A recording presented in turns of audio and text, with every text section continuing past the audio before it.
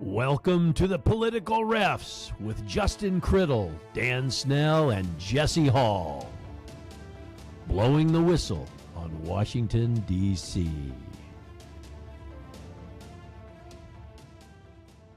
And hello again, folks. You're listening to the Political Refs, Dan Snell, Jesse Hall, and Justin Criddle. And we're here to blow the whistle on Washington, D.C.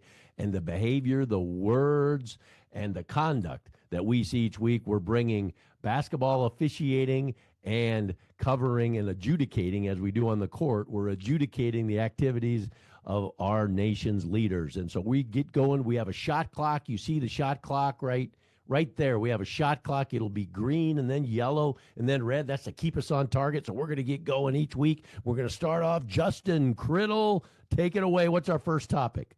All right, let's get right into it. We're talking about the Air Force One press conference and the Gulf of America comments by Trump and the pilot and everything like that. I'll go ahead and pass it off to you, Dan, and you go ahead and give your call on this. Okay, we'll start shot clock. Here we go. So, okay, first off, I love the Gulf of America idea, so I applaud President Trump for that.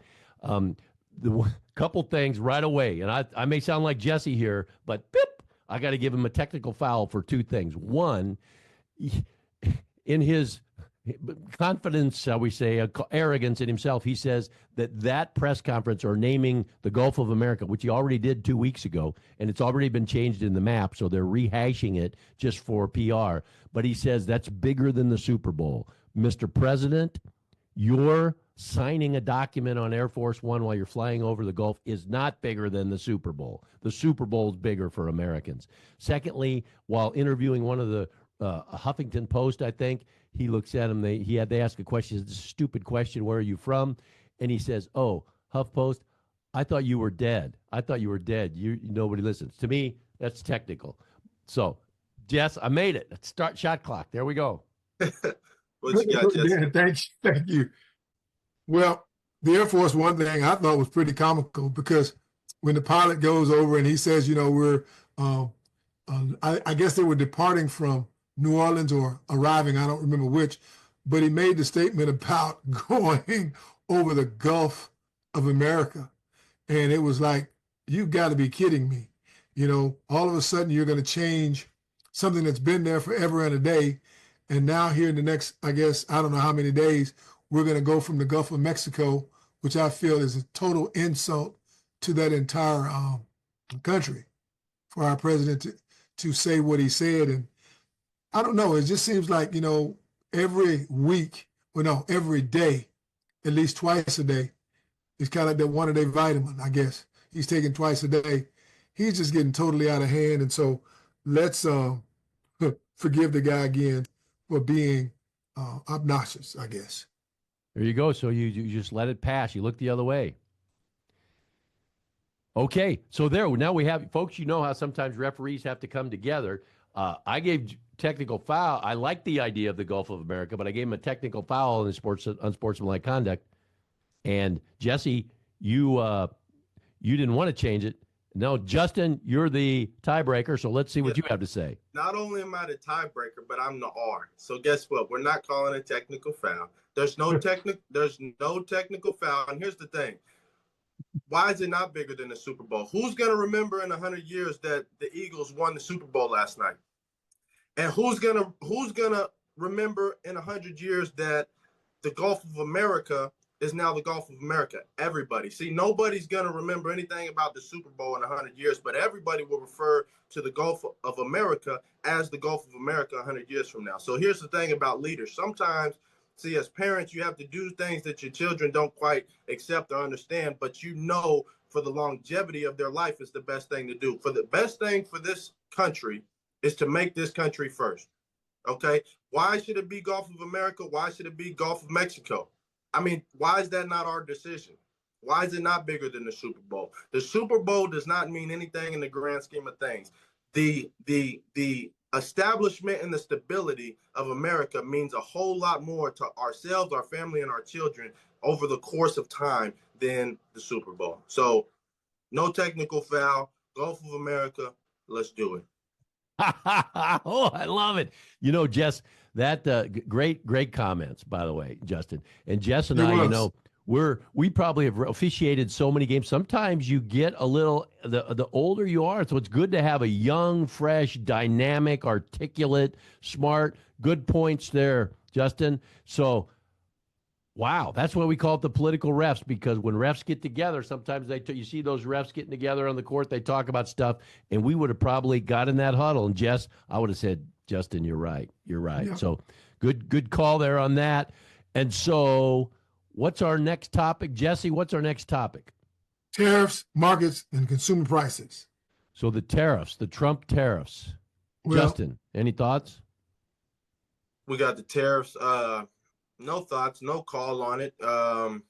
This is just competitive ball. That's all it is. Sometimes you get a scuffle and you don't call the jump ball right away. You say, is someone pulling it out of there? You get a drive to the basket and there's a little bit of contact, but it's not affecting the outcome of the play. And you say, you know what, I don't think, is that a call? Is that a call? Or someone misses the layup and I don't think he would have missed that had there not been some contact. So we're just watching a couple of world-renowned players compete with one another, and we're going to find out who's getting the position or who's getting the advantage or disadvantage from this soon enough as the play develops. We have to let the play develop. We cannot stop one player from initiating his offense simply because we don't agree with him on everything that he does or says. There's that independent sliding. Independent stands for independent thinker. Okay. Very good. Well, Jess, you want to go ahead and comment on the tariffs? I do. I like the idea of what our president is talking about doing in Canada, and especially in Canada, since they're our next door neighbor. But the thing there for me is that the automobile industry obviously is one of our big industries here in this country. And so with him talking about maybe taking away and moving those car manufacturing places from Canada into America, obviously is going to make the UAA, the Automobile Industry Union, feel a whole lot better about job security over the next 5 to 10, 15 years, whatever they sign it for. And so I think it's a great idea. I go for it. And I don't even see a violation there at all. I just told the kid to just, hey, how long? And he steps out of the lane, so I don't even make my second favorite call to 3 seconds. Man, they're very good. You made it. You got it off before the clock. And so real quick, we'll just see if, well, what do I drink when I'm on the political refs? Celsius. So we hope that maybe Celsius is maybe watching, and they're going to endorse. They're going to endorse us. And because we're about fitness, health, and all the good things. So, and also, folks, always be sure to like, follow, subscribe, and comment. Anything else that you want to encourage people there, Justin, Jesse, on that? We'll get going to our. I'll give my comments on the tariffs. Yeah, okay, tariffs. Tariffs. My thoughts on the tariffs. This is like, and I think the whole country, when you got a big game, because this is a global game, you got a big game, and it's and Trump is doing a full court press. He's doing a full court press, and it's tough on officials to call that. Just like it's tough on his staff, it's tough on the people in the news covering it. It's tough on other leaders because everybody's watching. Because is it a touch? Is it a hand check? Is it somebody throwing somebody off? Does Trump steal the ball and gain the ball, steal the ball, and go in for a basket? Everybody's eyes, when you got that big game like that, everybody's eyes are on this full court press tariff. And so there's some questions to it. I got questions. We'll see what happens. I think he's using it as a negotiating tool, but he's putting the full court press on it. No call, just following what's happening on the court. Can I come back with just a quick little comment on that one, though, Dan? Sure, go ahead. We won't use the comment clock. I mean, for me, when, we say it's a full court press, and all of a sudden people get handsy to where they're, I'm looking for advantage, disadvantage. If there's no advantage, I have no call. But if I have an advantage, I do have a call. The rule on hand checking for me has never been crystal clear. So I have to use advantage, disadvantage. But on the other hand, when I look at violations like goaltending for me is the easiest call in all of basketball. Because there are two things that I'm looking for. Number one is the ball at least over 10 feet high, and it's on its downward flight with an opportunity to score. 1, 2, 3 for me. If I have all three, then I have goaltending. So there you go. So you're going to wait to see after Trump has taken this shot, what happens when it gets close to the rim, which is exactly the goal. Yes. He has a shot in the air for me right now. And right now it's just a shot. Okay, Justin. All right, we're moving on. We're talking, let's talk Elon Musk and all the things surrounding him. What's your call on that, Dan? Well, Elon Musk, the cover of Time magazine this week, as we're recording the political refs, had a picture of Elon Musk sitting in the Oval Office behind the president's desk. There's a lot of conversation. I think the whole concept of looking at how we spend money in America is it's improving the game in Washington. We like basketball rules that improve the game, so I think it's improving the game. Some of the crowd doesn't like what he's doing. There's one thing that I'm concerned about. He had one of his people on his team, 25-year-old, had access to a lot of information. Young man, Marco, we'll just call him Marco, won't say his last name, but had some racist comments. He said, I was racist before racist was cool. Said, bring back Indian hate or normalize Indian hate. To me, those kind of comments are not good. I would take him aside on the court and warn him, and I got concerns about that. You got a 25-second. You just got an offensive rebound. Kill that last 25-second and elaborate on some of your concerns, Dan. Okay, I'm up. Okay.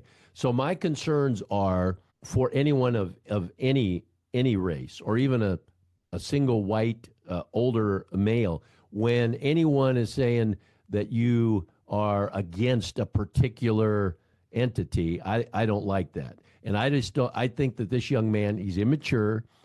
In this instance, calling out that normalize Indian hate. What do you think if I was born in India or as the vice president, J.D. Vance, his wife is from Indian descent.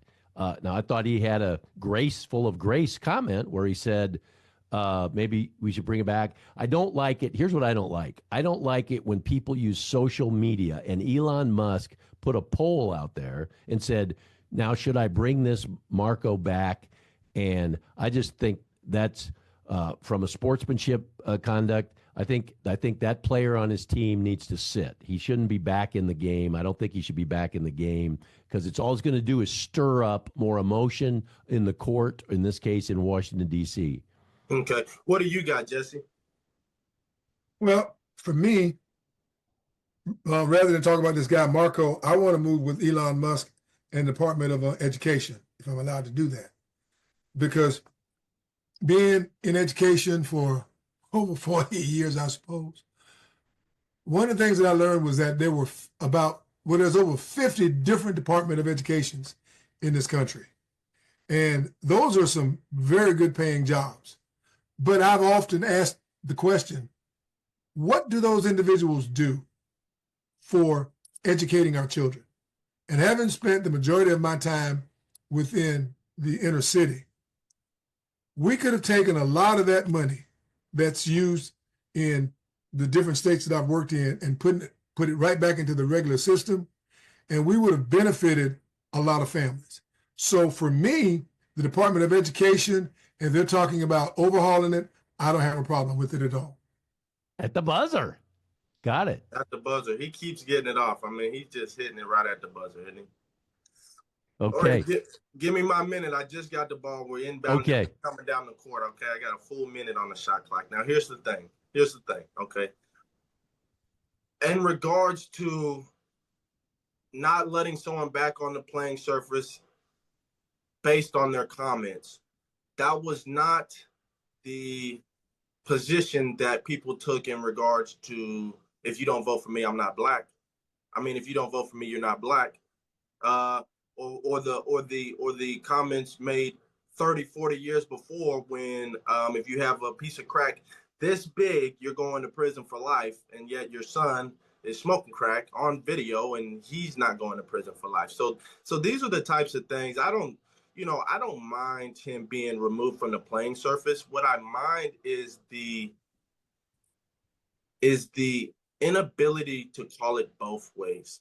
Call it both ways. Elon Musk has every right to be in the position that he's in, just as much as Bill Gates and Pfizer and George Soros had as much rights to tell us we have to get vaccinated, we have to go inside, there's a pandemic that's going to kill us all, it didn't come from China, all these other things. They have the right to speak up. They have the right to get involved in government and things going on in the political playing field. So does Elon Musk. Is everyone on his team perfect? No. Should that man be removed? Absolutely. If those comments were made, if he is a racist, he should be thrown out of the game completely. But let's be fair. Let's hold everyone's feet to the fire. Yeah. I just want to say, you good points, and you took a couple shots, so it restarted. I took a whole lot of shots. But so we restarted the shot clock, so we're okay. So, anything you want to add here, because you got another 30 seconds yet? No, I don't think there's anything I'd like to add. You guys can rebuttal to that if you'd like, though. But we have to call it both ways. There's a lot of people on both sides. If you dig in their past, there's unfavorable comments that have been made by a whole lot of people, and they're still in the game. They're still prominent figures. Yeah. I would just say, what you said about if you don't vote for me, you're not black. I think that did hurt Joe Biden. I think that whole premise did hurt the Democrats in that race. Jesse, anything you want to add? Yeah, I just want to say, man, when you bring up racism, that sends quiver to my liver, because being as dark as I am, I know what being discriminated against, and I know what racism looks like, and I know what it smells like. So for me, 60 seconds probably will never be enough time for me to cover the 71 years that I've been faced with racism. But I say that to say this. We still have to figure out where this individual, why this individual feels the way that he or she feels about people that they may or may not know, and then take it from that point on. Because as officials, we can't decide if a player runs off of the court. Yeah, we can call a technical foul on him. But then if we don't eject that player from the game right away, then that player can run off the court and still come back later because we only gave him the one technical foul. But if we give him the one and eject him or her for whatever they just did, they can no longer come back for that one ball game. That's a good. You got the shot at the buzzer. You got the shot at the buzzer. I love it. What's our last topic, Dan? Okay, last topic. Let's see. We had Gaza, the Gaza site. We had the war since October 7th. It's been going on now for over a year. There's been some progress in exchanging hostages. Donald Trump said Monday that if Hamas doesn't release, two things we talk about. If Hamas doesn't release all of the hostages by Saturday at 12 o'clock, at 12 noon, that all hell will break loose. Your thoughts on that comment. And then secondly, about he wants to just totally take Gaza, and he keeps calling it a development site because he's a developer. He's a developer, and he wants to tear it all out and rebuild it. And he said it might take 15 years. So let's talk about that. Justin, go ahead. Okay.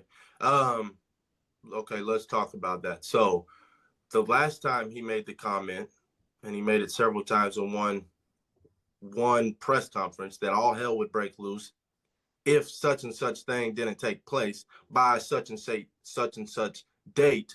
It turned out to be pretty effective. Now, I know a lot of people want to give that credit to Biden because Biden was still in office and Trump was coming in and he hadn't quite been inaugurated and everything like that.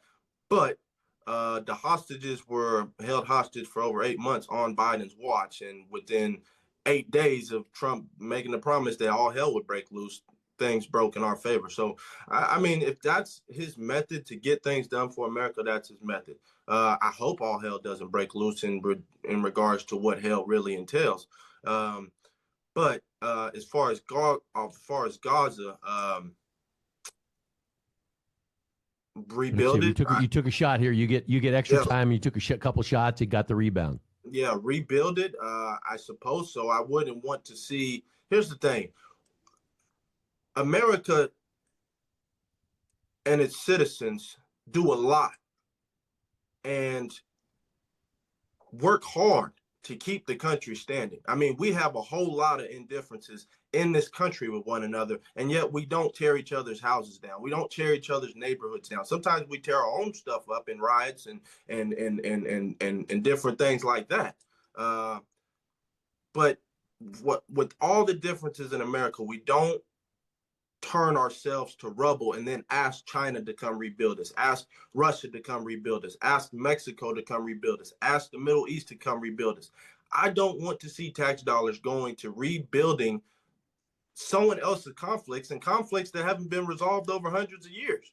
What makes you think that if we rebuild it, that's not going to be torn down one day? They tear down everything. They have to resolve the spiritual warfare that's going on within their society before the economic prosperity can even come into play.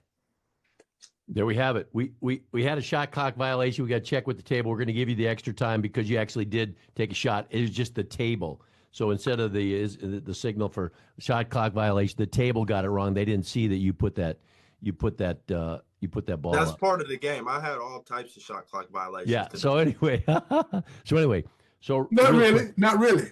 Here's the ball actually touched the rim. It was a legal shot. You got the rebound. Extra time, and the table didn't catch it. So there you go. Real quick, my thoughts. One of the things I always, we've been in situations. In fact, the three of us were refereeing a college game 2 weeks ago, and at one point there were 7 fouls on the visitor team and 0. It averaged out to 9-7, I think, by the time the half came. But at one point there were 7 fouls on the visitors and 0 for the home team. And of course, the visitor coach is kind of like, hey, it's 7-0. Of course, there were difference in defense. They were aggressive. But my point is, we always hear call it both ways. My frustration is that when it comes to California, we don't want to put any money in there. We want to withhold money, and they should let the people back in there in a week. But in Gaza, Trump's thoughts are it should take 15 years to rebuild because he's a developer. So I don't think it's not both ways. He's not being situationally fair. I think that's a great point. Now, Dan and Justin, now you guys know that this is my call right here.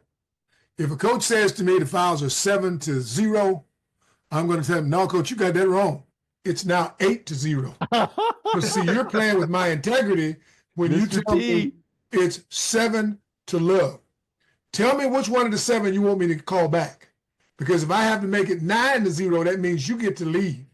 So I suggest you go sit down and just leave us alone. Our job is to call them as we see them, Coach. And I think the same thing is happening here with our good president, Donald Trump. It's not funny at all, really and seriously. But he's saying that by noon, all hell is going to break loose. Okay, so noon, I hope that's Eastern Standard Time, because it gives me time to get up at 11 o'clock and find out what's going on in the rest of the world.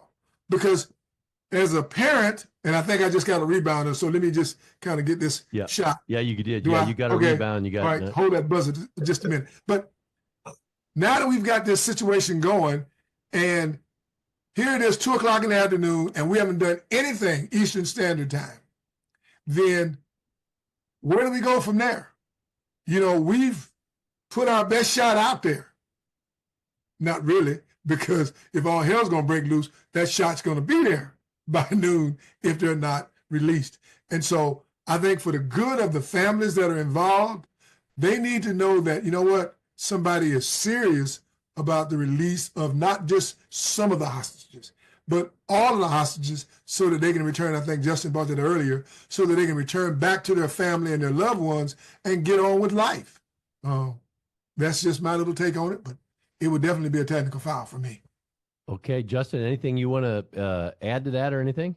No, I mean, hostages are such a tricky situation. There's no easy way to maneuver through that. I mean, one power structure is threatening a group of people's lives, and another power structure is saying, hey, I'm willing to jeopardize the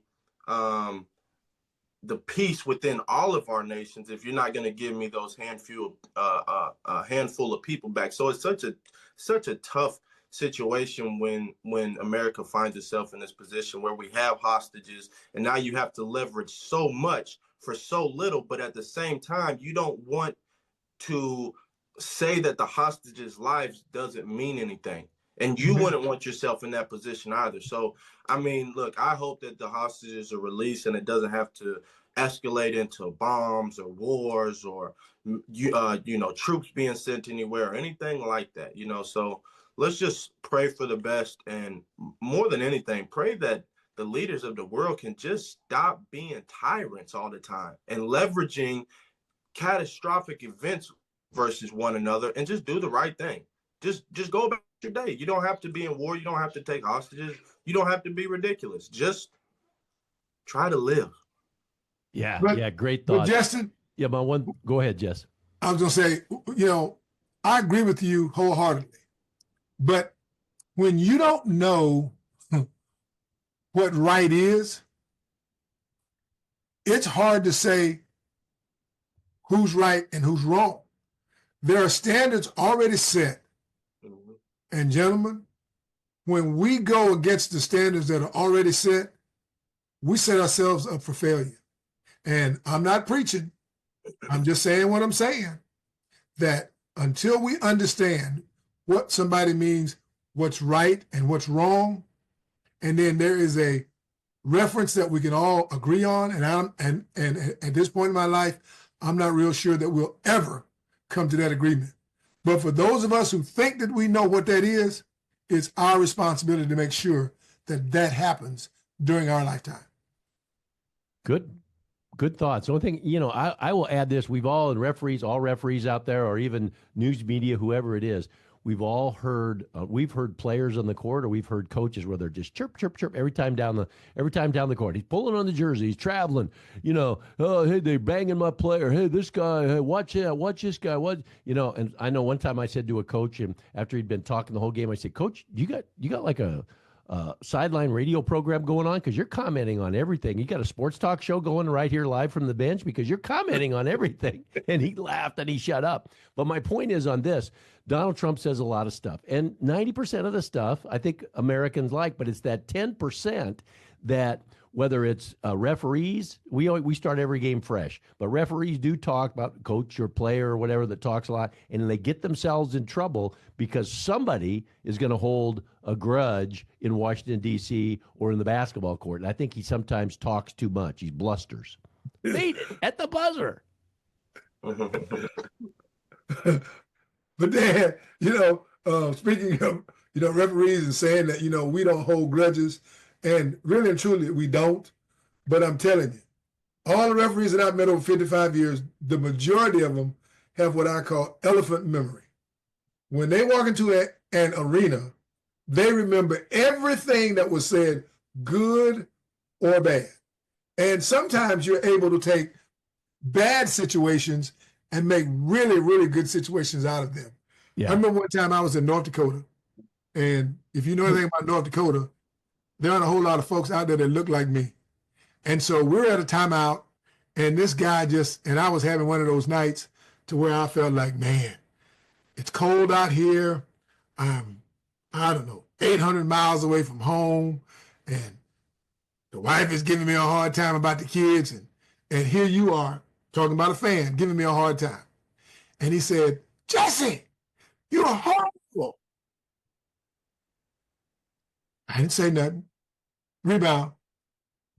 Jesse, man, you're just stinking the place up. Get into the game. You stink. And I kind of did, one of those nose things like, but really and truly, Jesse, you're horrible. And I just looked at him and I said, that's not what your mama said. And his buddies just fell out laughing. And he was, and he said, afterwards, they came up, and at first I was just a little nervous, because I'm thinking there's 4 guys coming my way, and they're gonna just do me in. And the one guy said, man, we got to take you out, because this guy's been giving everybody a mouthful. but yet you were man enough to stand up to him, say, now, we didn't like it either, but until we really thought about it, we saw you just laughing.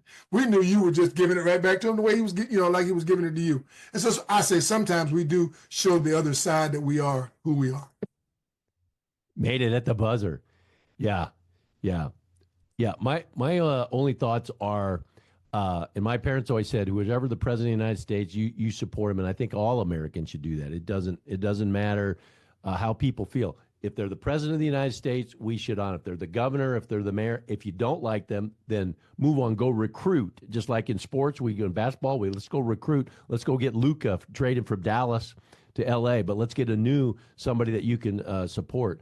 But in this case, I think what hurt President Trump last time was his words and his behavior. That's what got him thrown out as president when Biden took over. And this time, for his sake, he's got to be careful that he measures and tempers and watches his words on the court, because we don't want the voters or the people, especially in a couple years, because you got the midterm elections. You don't want him to be hurting the progress if he's too below vacation or too much. At the buzzer. Yeah. What do we got for the MVP? MVP this week. You guys got any thoughts? Last week it was Chris Cuomo at News Nation, and I've watched him this week, and he could be a referee. I think he could be a referee. Last night he had a Republican and a Democrat on his show. Very impressive. What do you guys think? You got anybody for MVP? Yeah, he's pretty good. Valuable, most valuable. Is it the most? Nobody this week. Nobody. Is it the MLP or is it the MVP? Is it the most likable player or is it the most valuable player? Neither this week. Who made the place we call home America? That's what I always say. This place we call home America. Our basketball court, our Washington, D.C. court that we're adjudicating, that we're refereeing, the political refs, which, by the way, folks, be sure and like, subscribe, follow, and comment. You can write us at thepoliticalrefs@gmail.com, thepoliticalrefs@gmail.com. No, that's a serious question. Is it the most likable player or is it the most valuable player? I think it's got to be because likable. Valuable. Most valuable. It's got to be valuable. Most valuable? Oh, most valuable? Elon Musk. Elon Musk is the most valuable. That'll stir controversy. That sometimes, refs on the court will blow the whistle and the whole crowd.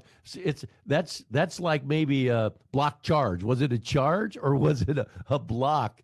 And you just called a block when some of the country thinks it should have been a charge. But, I can't, because from a dollars and cents and in the big picture of what the department, DOGE is trying to do, efficiency, right? Department of Government Efficiency. We should take a look at that spending. We should do it. I don't know if they're going about it the right way, but it'll all wash out, I hope, and that both sides come together and play the game with rules and respect and honor. So I'll support that. Jesse? Value. Here's the thing. There is no respect, rules, and honors being followed in Washington, D.C. That's why DOGE was created. And that's why the political refs is here. There is unbelievable amounts of value being given to us, both in regards to case studies and the actual things that are, if nothing else, this is a case study.